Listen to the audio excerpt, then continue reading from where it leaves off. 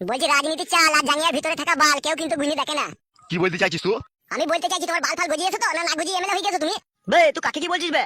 আমি শুধু কথা ভাবছি কদিন আগে পঞ্চায়েতের গেটে তালা খুলতো আর বাইরে দূরে ঝাঁজ দিত আর পানি দিত, সেই লোক রাতারাতি কি করে এমএলএ হয়ে গেল? 10 মাস 10 দিন আমার এই মেয়েকে এই গর্ভে আমি ধারণ করেছি, কিন্তু আমার সেই মেয়ে যদি ভাতারের জন্য একা ঘরে ডুকরি ডুকরি কাঁদে, আমি মা হয়ে কি করে সহ্য করবো বলেন এমএলএ সাহেব? বলেন কি করে সহ্য করবো আমি? তাহা নারকেল বেগম, ও যখন বিয়েটা করতে চেয়েছিল তুমি তখন বাধা দাওনি? আমরা কি করে জানবো যে হঠাৎ করে ও বিয়ে করে নেবে? তুমি মিথ্যা কথা বলছো কেন? হঠাৎ করে বিয়ে করেছি আমি? তোমার মেয়ে তোমাকে মাইক তো গাল দিতে বলি, আমি টাকা লেগে বিয়ে করেছি। ওই বোকাচুদা, তোকে আমি কথা বলতে বললাম? তাও সত্যি কথা বলবো না? তোকে যখন বলতে বলবো তখন বলবি বে। এমনিতেই তুই যা অন্যায় করছিস সেই অন্যায়ের কোনো ক্ষমা নাই বে।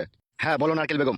রঙ্গমানি নারকেল বেগম, তুই লেতার মেরে কেতা চাপা দেবো দাঁড়া আমি। তো এমএলএ সাহেব আমার এই মেয়ে স্বামীর জন্য ঘরের ভিতরে কিনতে বালিশ ভিজিয়ে ফেলে, তা আমিও চাই 5টা মায়ের মতো নিচে আমার মেয়েটাও স্বামীর ঘরে সুখ শান্তি করে ঘর সংসার করুক। নারকেল বেগম, এটাই কি তোমার শেষ কথা? এমএলএ সাহেব আমারও কিছু কথা আছে। হ্যাঁ বলো, কি বলবে? আমি থাকতেও আমার ছেলে থাকতেও ও কেন বিয়ে করলো ওকে ওইটা একবার জিজ্ঞেস করেন। হ্যাঁ সে তো করবোই। আর 3.5 মাস হলো ওই ছুরিটাকে বিয়ে করার পর থেকে আমাদের বাড়িও আসে না, ঘরও আসে না, আমার ছেলেটাকে কোলেও নেয় না, আমাকে কথাও বলে না। আমাকে যদি ওর এতই অপছন্দ ছিল তাহলে প্রথমে কেন আমাকে বিয়ে করেছিল? এইভাবে আমাকে ফাঁসানোর লেগে বিয়ে করেছিল না এইভাবে আমাকে কষ্ট দেওয়ার লেগে বিয়ে করেছিল? ওকে একবার জিজ্ঞেস করেন। আমার কি নাই? আমারও যা আছে ওই মেয়েটারও তা আছে, তো আবার কেন ও বিয়ে করলো? ও গাড়িতে চাপা, ও লরিতে চাপা। কি করেছে তার সাথে তোমরাও একটা অন্যায় করেছো।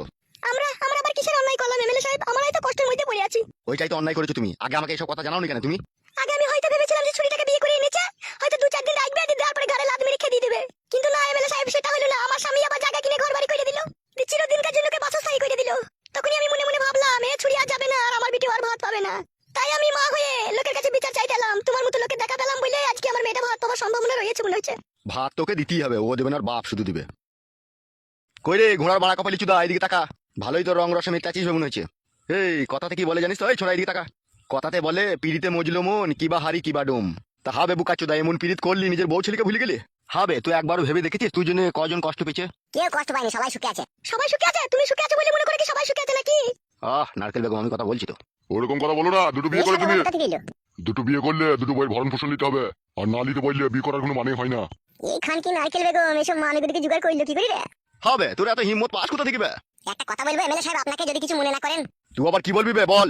বলছি রাজনীতি চাল আর জাঙ্গিয়ার ভিতরে থাকা বাল কেউ কিন্তু গুনি দেখে না। কি বলতে চাইছিস তুই? আমি বলতে চাইছি তোমার বাল ফাল গজিয়েছো তো না গুজিয়ে এমএলএ হয়ে গেছো তুমি? বে তুই কাকে কি বলছিস বে? আমি শুধু কথা ভাবছি কদিন আগে পঞ্চায়েতের গেটে তালা খুলতো আর বাইরে দূরে ঝাঁজ দিত আর পানি দিত, সেই লোক রাতারাতি কি করে এমএলএ হয়ে গেল? বে মুখে লাগাম দিয়ে কথা বলবে। তুমি বলছো কেন? আমি তো এমএলএ সাহেবের সাথে কথা বলছি নাকি? বে তুই কি বললি আমাকে?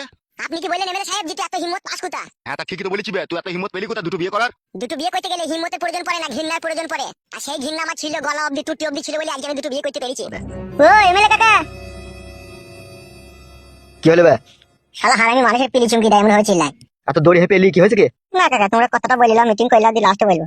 শালা হারামি কেনা উট পাটাঙ্গা মার দেবো। কি হয়েছে কি বে? খুলে বলবে। তোমার বউ বাড়ি এসেছে দেখো গা। কে বললো কে তোকে আমার বউ বাড়ি আইছে?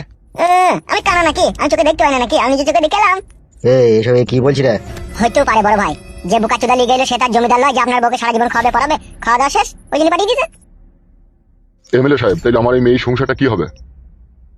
তোমার মেয়েকে তোমার জামাইয়ের পুরুষ সঙ্গ কেটে নিতে বলো গা, তাহলে সব সমস্যার সমাধান হয়ে যাবে।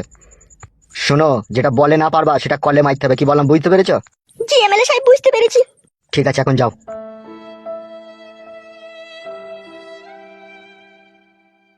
কি রে, তুই যা বলছিস তা কি ঠিক? চোখ ছুঁয়ে বলছি কাকা, বিশ্বাস করে সত্যি করে বলছি। বড় ভাই, এ তো কাটা ঘায়ে নুনের ছিটে। মাথার মগজে আগুন ধরে গেল রে।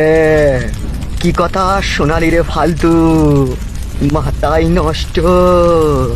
এই মনে আমার অনেক কষ্ট রে ফালতু। আমার কোনো দোষ নেই কাকা, যেটা সত্যি সেটাই বললাম। দেখুন সে রড ভাতারি মাগি কোথারে? বাড়িতে আমার বউয়ের সাথে গল্প করছে। তাই নাকি? জি কাকা।